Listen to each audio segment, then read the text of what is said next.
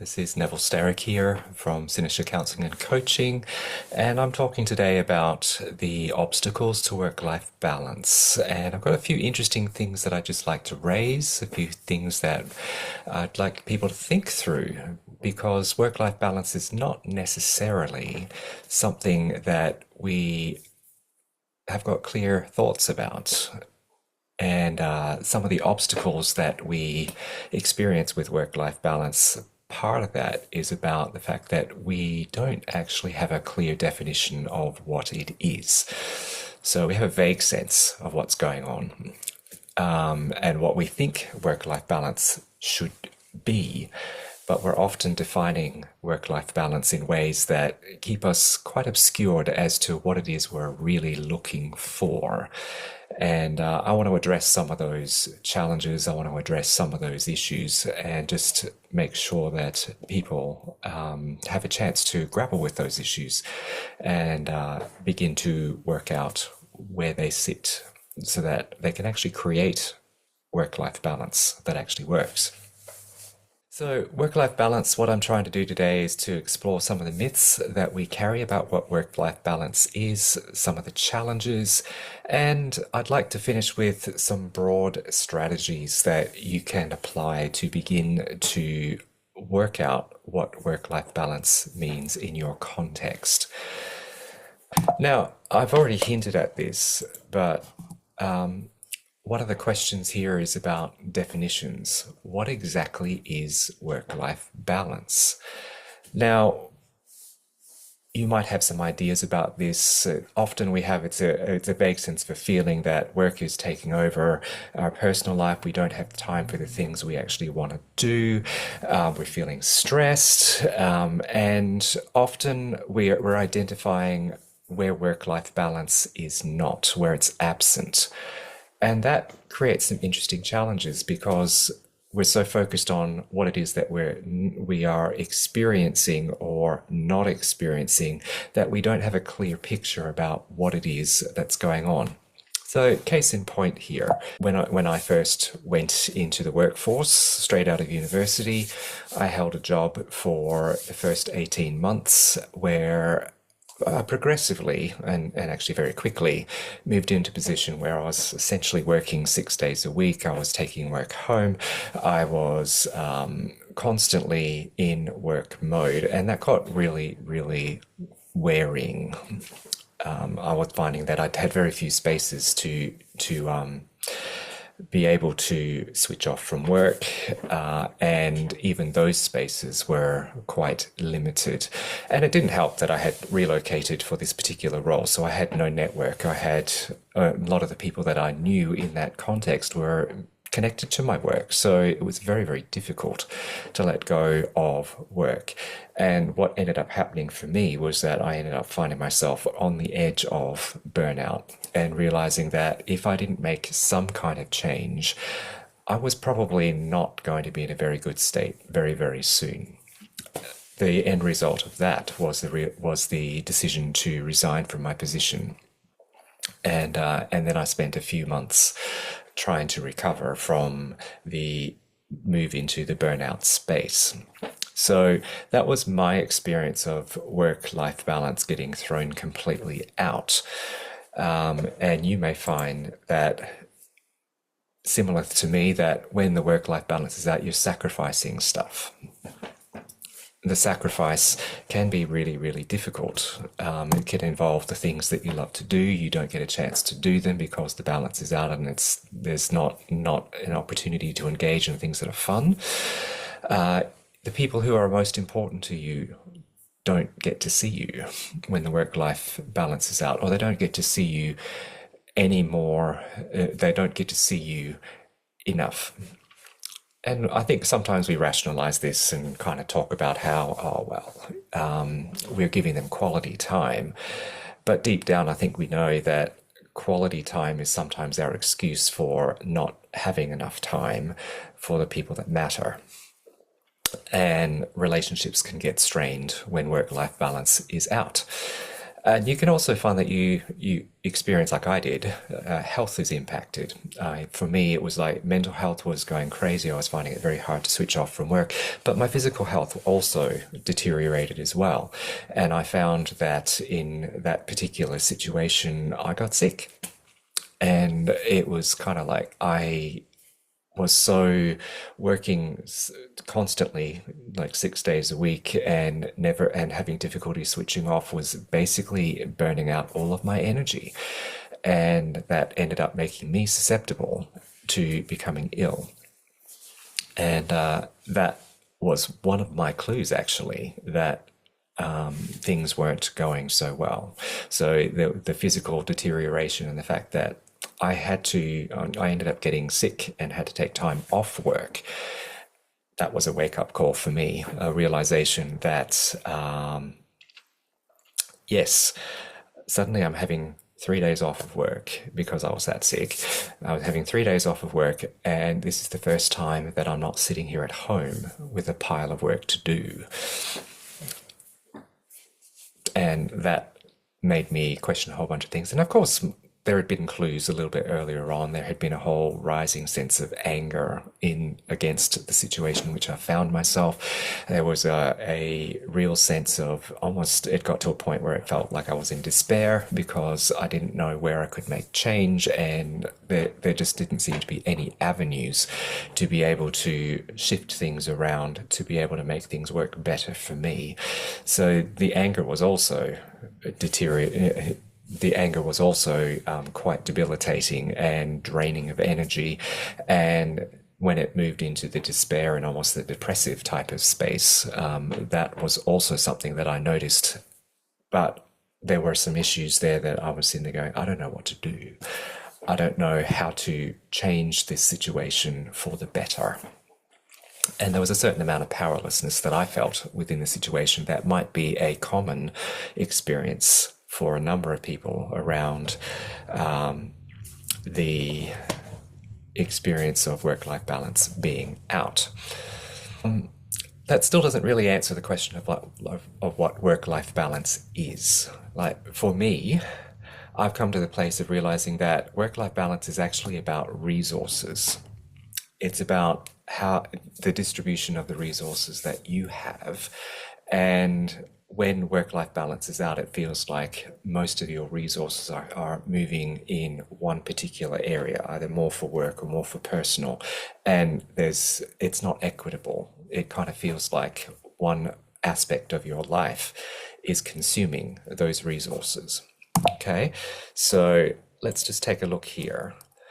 Okay, the challenge is that we've got some finite resources that we live with that we need to use to effectively manage the responsibilities and relationships in both work and in personal life. Those finite resources, the two main ones that feed into the work-life balance things are your time and your energy. Now, time, of course, for all of us is like it's not a renewable resource. Once we use it, it's gone. And once our time is up, we can't go and get more. Okay, our energy, on the other hand, can be renewable, but the challenge is, do we make the time to renew and recharge and rebuild? And that's part of the equation in the work-life balance thing, because ultimately work-life balance is about what's the quality of the life that I'm living? What is the quality of the life that I'm living? And where do I want to direct my energy in the time that I have? So that's the challenge and the ultimate challenge of work-life balance. It ties into wellness, and it ties into your experience of a life that you want to live. Work-life balance, as I see it, is very much about distributing the resources that you have and making sure that they're distributed in a way that actually works for you. Now, I'm just going to show you a different slide just to give you a little bit of a different picture of what this looks like here. Okay, let's imagine here we've got work life, which has responsibilities and relationships attached to it, and you've got personal life that also has responsibilities and relationships attached to it. Now, where those two things intersect is where you sit. And this is where you're sitting there looking at the time that you have available and the energy you have available and which direction your time and energy is going to be given in a particular moment in time. Now, there are going to be times when work is going to require more, and there are times that personal life is going to require more, and sometimes they're in conflict. And that's where we can feel under pressure and feel like our work-life balance is falling apart or that it is becoming misaligned. So the time and energy part of the equation is significant. And so right there in the middle, with that intersection between work and personal life is where you sit and where you need to make decisions about where your time and energy goes. And of course, those decisions have consequences. And we're constantly weighing up those consequences to ensure that our time and energy are giving us the most benefit in our life. What we're trying to do with the work-life balance is to get those finite resources distributed equitably between work and personal responsibilities and relationships, and somewhere in the middle of all that, making sure that we are also taking care of ourselves so that we have the energy to be able to attend to these responsibilities and relationships, and also to enjoy the life that we have. Life shouldn't just be all work, work, work. Now, some of the obstacles that show up with work-life balance has to do with a number of myths that we tend to hold. Now, I've identified 8 of them. I'm not sure that these are all of them, and I'm not sure that these myths apply to every single person who is struggling with work-life balance. But I do want to raise them because they bring out some particular issues that are relevant to the whole work-life balance maintenance, the whole work-life balance development. Okay, so myth number 1 is that work-life balance is simple. And by that, I mean, people think that it should be just very easy to go and put something in place and to make sure that work is here and personal life is there and that they don't intersect or they don't influence each other negatively.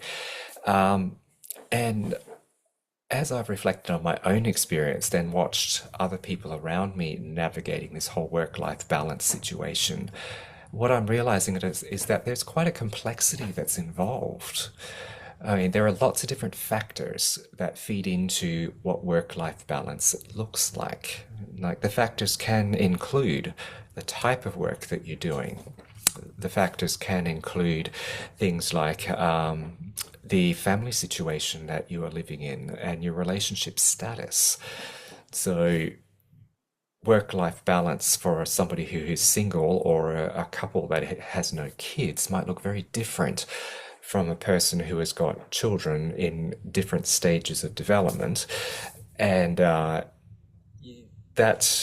would have a direct influence on what they're looking for from a work-life balance. So, I mean, that's just some examples of what makes the work-life balance complex rather than simple.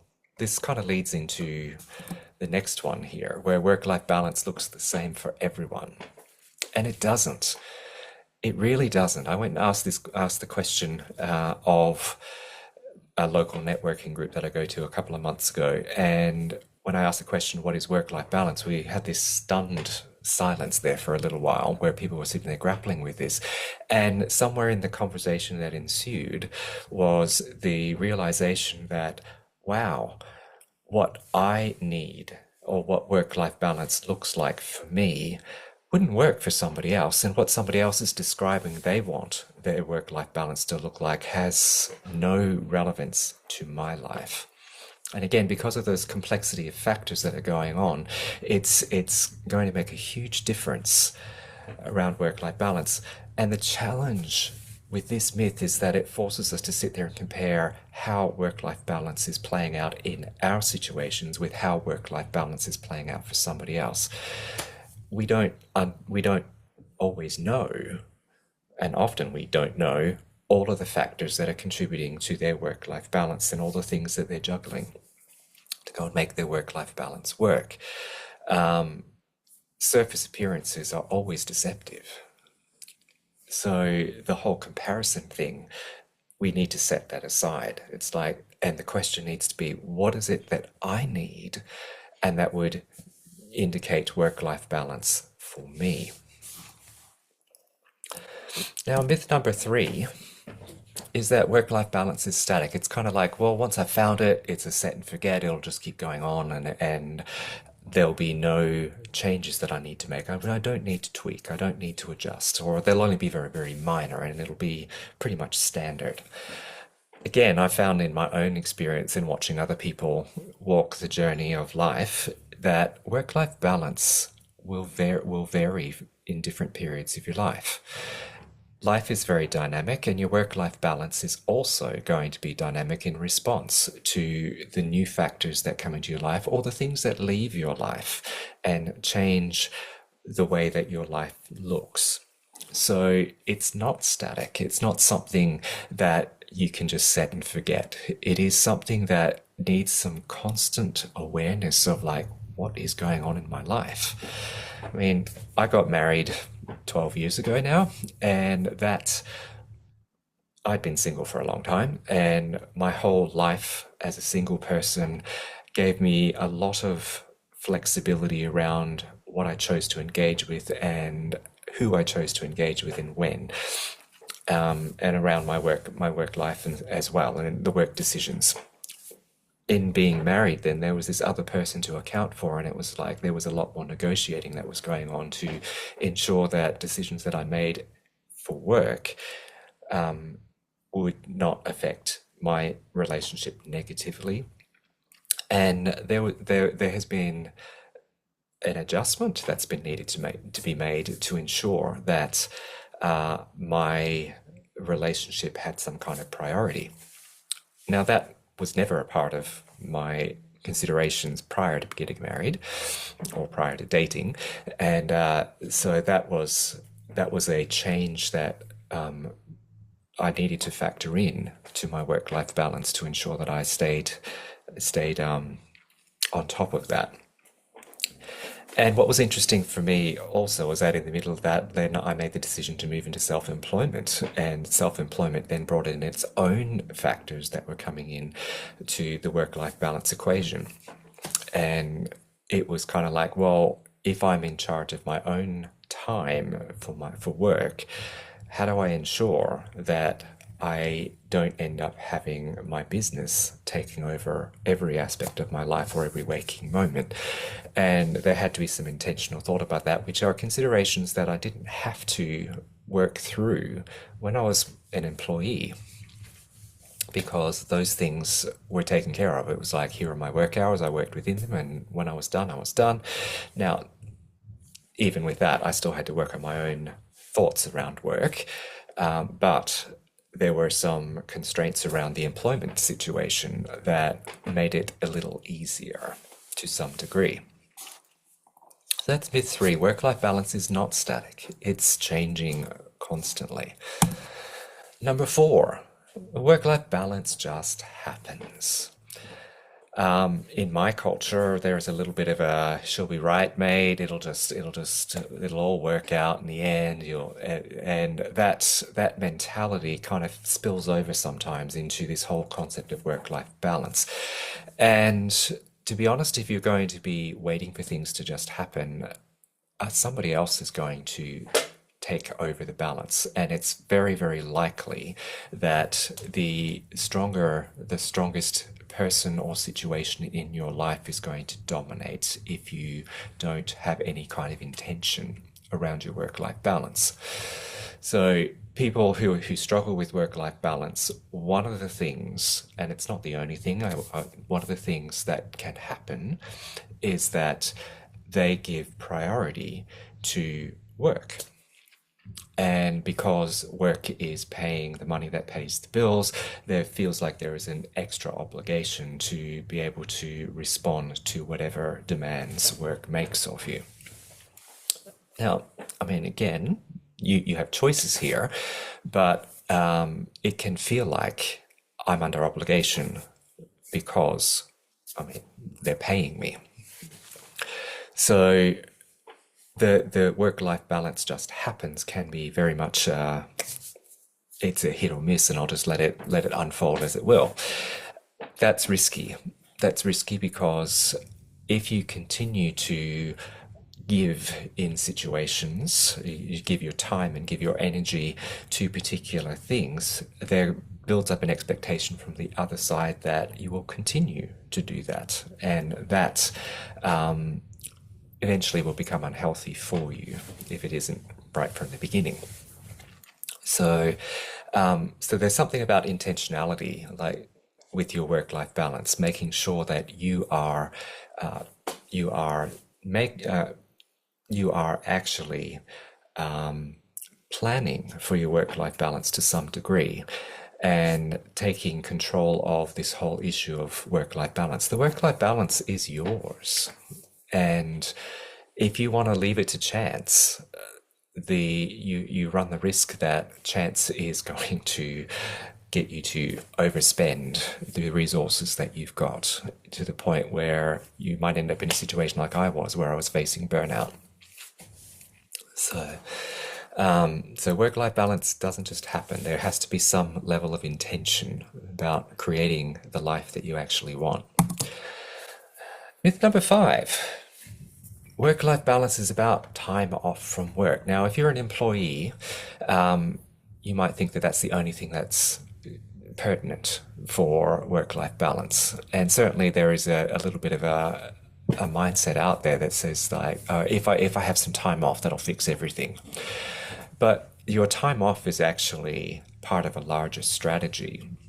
And if your work-life balance is out, you may find that your time off from work is all about recovering from all of the expenditure that you have given out of energy in the time that you've been at work. And you're not looking big picture if that's the situation that you keep finding yourself in. So there needs to be a little bit more strategy there around what is it that my work-life balance is trying to achieve for me.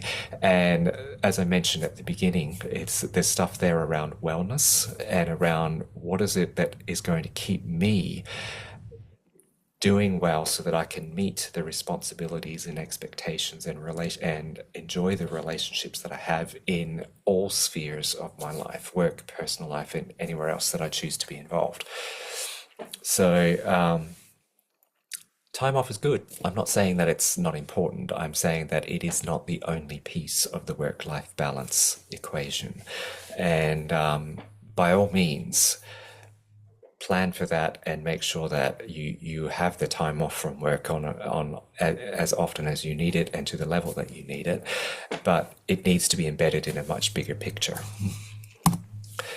Myth number 6. Work and personal life are adversaries. So they're in competition with each other. It's like one's always trying to grab from the other. And sometimes you hear people talking about it in these kind of terms. It's like, here's my work life, and it's just taking over. It's taking over everything.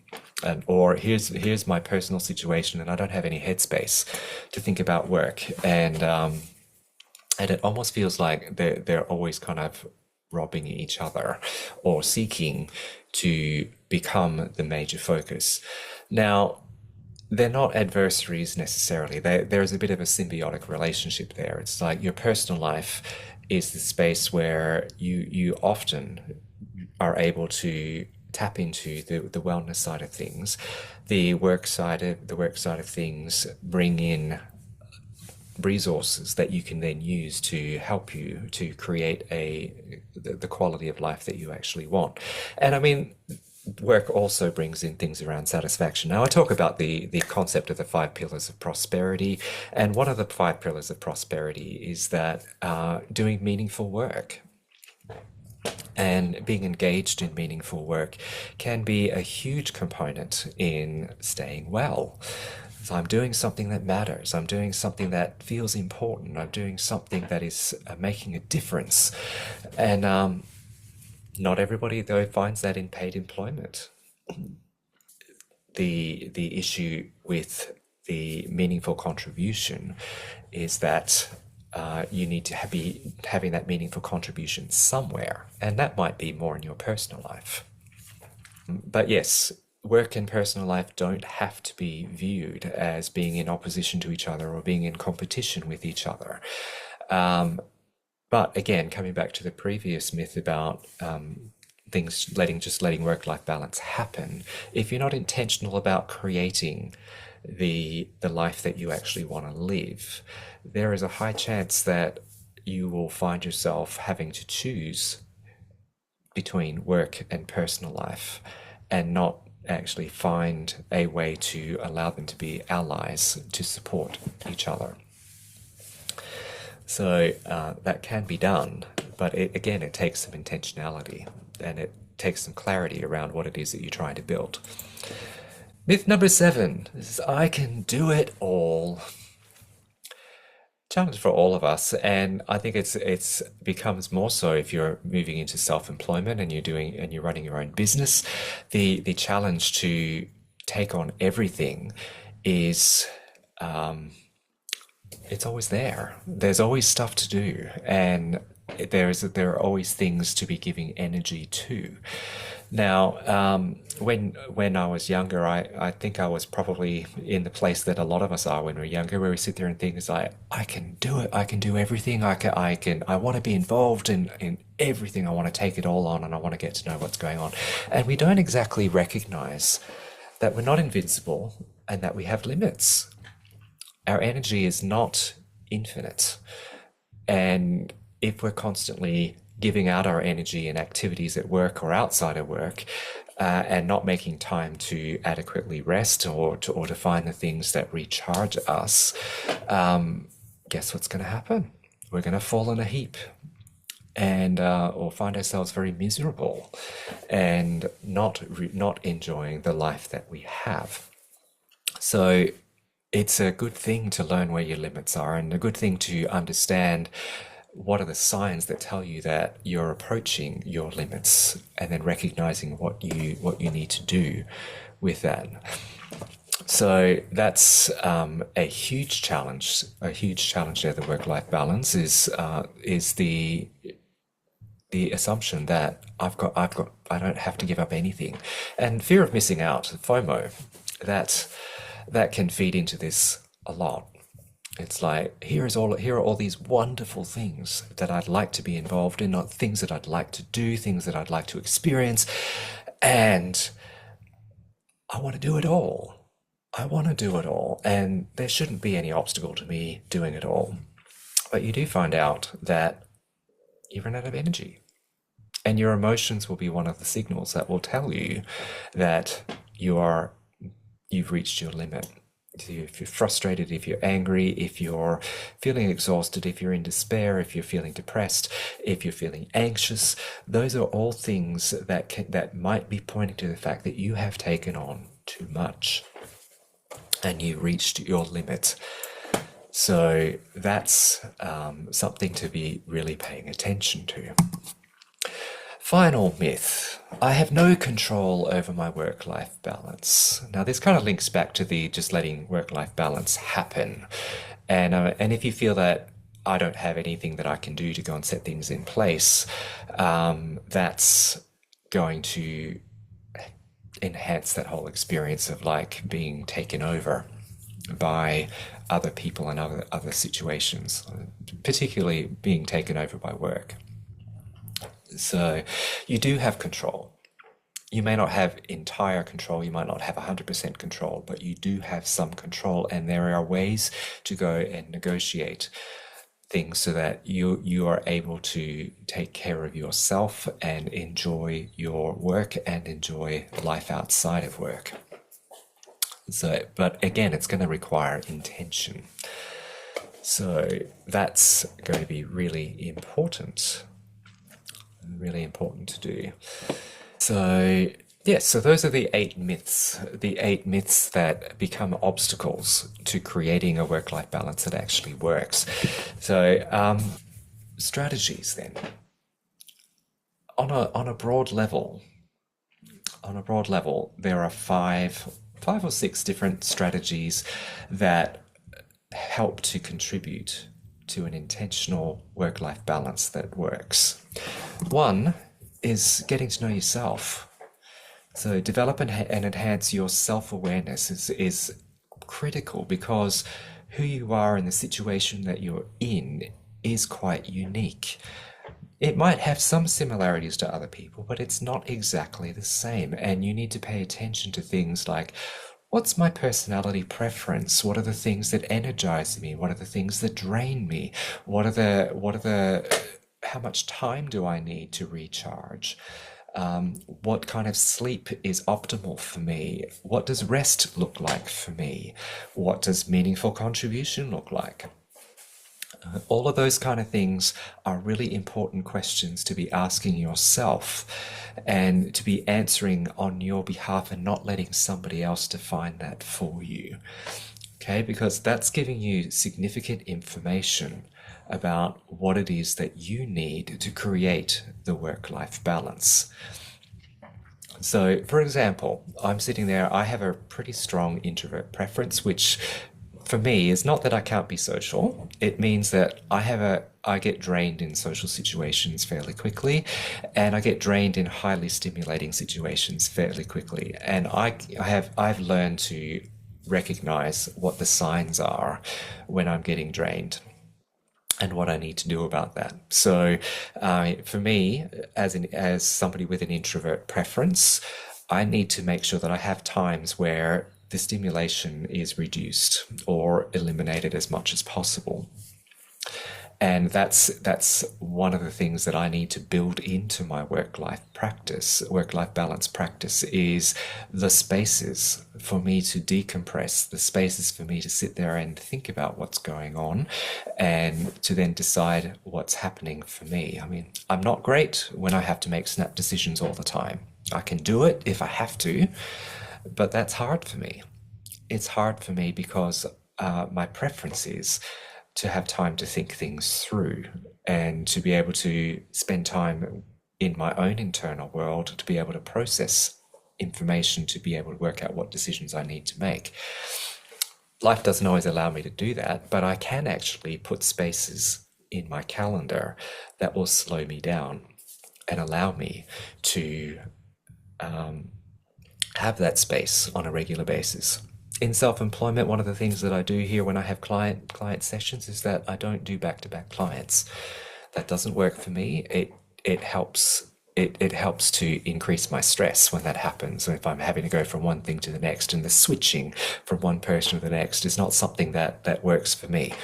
For somebody else, that may be a wonderful thing for them. They may find it incredibly stimulating and energizing. And if that is what works for you, then pay attention to that. But recognize that there are going to be times when you won't have that.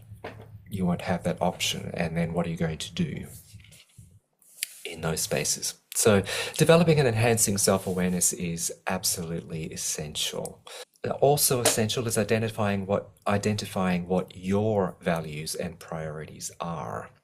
Okay, because of the unique context in which you live, and because of the unique person that you are, there are things that are going to be very, very important to you. And if you know what they are, you can actually make priority. And that can be space for them, it can be time for them, it can be ensuring that you are regularly connecting in with those things that are important to you. So, knowing ahead of time what your values and priorities are before going into a work situation gives you the power to then make some decisions around, where does work stop? And at what point do I say no? And what are the boundaries that I put in place to make sure that the things that are important to me don't get lost, don't get overlooked, don't get neglected? So the values and priorities is a significant part of establishing and maintaining work-life balance. And again, as I said, that can change over time. Those priorities might change with new factors that come into your situation. So constantly reassessing is important. Okay, I already alluded to this just before, but setting and communicating and enforcing boundaries is really, really important. Now, you've got things that are important to you. You want to guard your time because that's the one non-renewable resource that you have, so that you've got that time to give, and also guard your energy so that not all of your energy is going in one particular part of your life, that you've got energy left over. And significant energy left over to be able to contribute to each of those areas that are valuable to you, and to say no to the things that are going to unnecessarily drain your energy or remove from you the possibility of being able to take care of the things that are important to you. So setting, communicating, and enforcing boundaries, critical to maintaining work-life balance, and knowing how to set them, how to hold them, how to resist the pressure from outside to go and change them, or the people who don't like your boundary and want to try and push it over. That's a learning process. So, but that's something that needs to be a part of your work-life balance strategy. Okay, monitor and evaluate expectations. Now, the expectations can come from outside. So it could be from the work environment, it could be from family, it could be from, just media, anything that's coming from the outside saying it's like, you should be living life like this, or you should be acting like this. Okay, so those external ones, you don't have to take them on board. If they don't fit your values, if they don't help you to maintain your priorities, they are open for revision and open for rejection. They don't have to be held. The harder expectations are the ones that we carry within ourselves, that we've internalized, the ones that we think we have to do. And those also need to be reviewed and evaluated, because sometimes we put pressure on ourselves to be a certain way or to do certain things, and we don't actually know why we're doing them. We don't, and we also don't give ourselves the ability to let those expectations go. They need to be reviewed, because if those expectations are leading to you not having time for the things that are important to you, if they are draining your energy and taking up enormous amounts of time that are directed in areas that you really don't want to be giving it to, then those expectations need to be modified or removed altogether. As somebody who wrestles with perfectionism, one of the things that I have to look at quite a lot is like, when is enough? When is it good enough? Because my bar sometimes can be way too high. I can sit there and put things in place that end up becoming a rod to my own back, and then I end up creating more work for myself, and or overextending because I'm doing far more than is actually required. So that's something that I've had to pay attention to. And it was something that I came to realize out of my own burnout experience, was that I had been expecting of myself something that was quite unrealistic, and I couldn't maintain it. And so I was draining my energy faster than I was replenishing it, which contributed to my burnout experience. And the final strategy for creating work-life balance is about adapting to internal and external change. Now, the myth that I mentioned earlier was about work-life balance being static, and this is directly related to that. It's about monitoring what's going on and recognizing when your circumstances have shifted, and when it's going to be necessary to make some changes to the way that you're operating in order to stay well and to experience a quality of life. So that's a significant aspect to your work-life balance, is being aware of what's going on around you, and how and what impact that's having on your situation, and what your responses need to be to that. So adapt to internal and external change.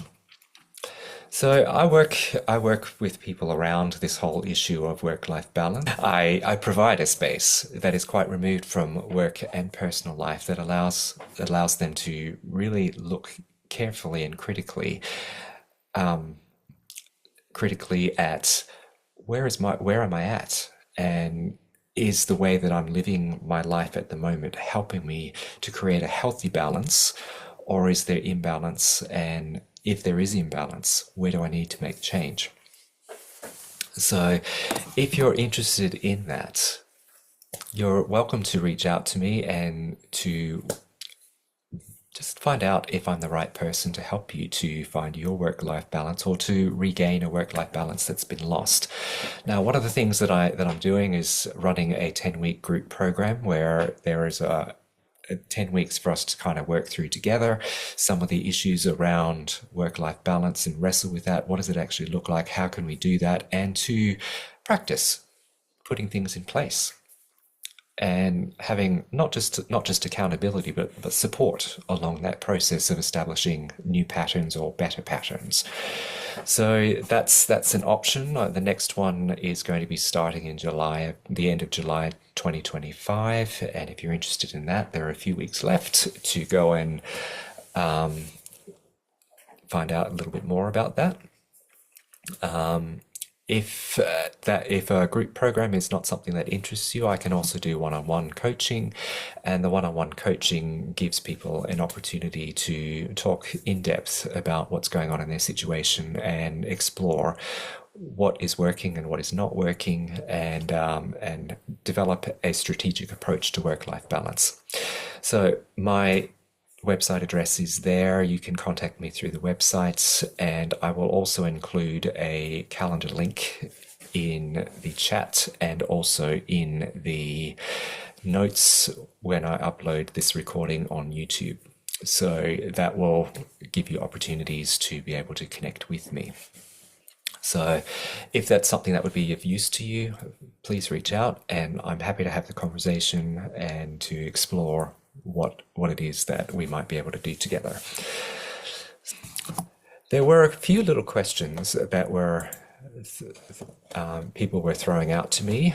I sort of reached out to the people who wanted to come and it indicated they wanted to come, and there were questions there around cultural influences on work-life balance. And yes, culture certainly has a huge impact on how you perceive work-life balance, and also some of the expectations that you carry around what life should look like. So the cultural things, I mean, we don't often notice them because they're just part of where we live. It's part of the way we do things, and often they're unexamined because it's like, well, everybody does it. And we don't think that there is any alternative way to do things. Those cultural expectations, as I mentioned earlier, are open for review and open for revision. They may not work for you, and they may actually make it harder to find work-life balance. So, I mean, certainly work-life, the cultural impact can't be understated. And the culture can be broader societal culture, or it could be culture within a particular workplace or within a particular family group. All of those have cultures and subcultures involved. And with those kind of group situations and systems, usually there are a lot of unstated expectations that you just go along with because you don't know that you can question them. I'm telling you that you can question them, but first you need to recognize that they're there. So, and then determine whether or not they are expectations that you are able and willing to keep. Somebody else asked the question. Asked the question like, once you've found work-life balance and you freed up your time for the things that you're passionate about, how do you do that? And it's like, wow, that's a really interesting question because it's like part of the thing that you're trying to achieve with work-life balance is to have the space for the things that you really want to do. What I find that a lot of people I work with are not clear about. They're not clear about what it is that they want to do with their extra time, and so therefore they end up getting drawn into the things that everybody else thinks that they should be doing. So, so it's for work-life balance to actually be meaningful and useful, and to create the quality life that you actually want to live. You need to know not just what you don't want, but you need to know what you do want, and that comes down to identifying what's important to you again and what are your priorities, and then working out a plan of action to be able to bring those things to fruition, to actually bring those things into reality in your life. So it's not enough to sit there and say, I don't want to be stressed anymore. It's like you need to address like what's causing the stress, which is often about expectations and about energy drains that you are not paying attention to. But then also looking at it's like where do I want my energy to go instead, and how do I therefore adjust the way that I'm working so that I can move in that direction. And that's yeah, it will take some time. If you've been out of balance, it will take some time to get it into balance. And it might take some very challenging conflict. Maybe it's a conflict, but certainly challenging situations, systems, and people who don't see the value in you making the change that you recognize that you need. So, holding your ground around the things that are important and the things that are necessary for your well-being, they are critical in your work-life balance journey here. But yeah, thank you so much for watching this recording and being a part of this conversation. And if you have anything that you would like to raise and bring up about work-life balance that hasn't been addressed, feel free to reach out to me on LinkedIn or via my website. And yeah, I'd love to continue the conversation. So, wishing you well, and we'll catch up again with you soon.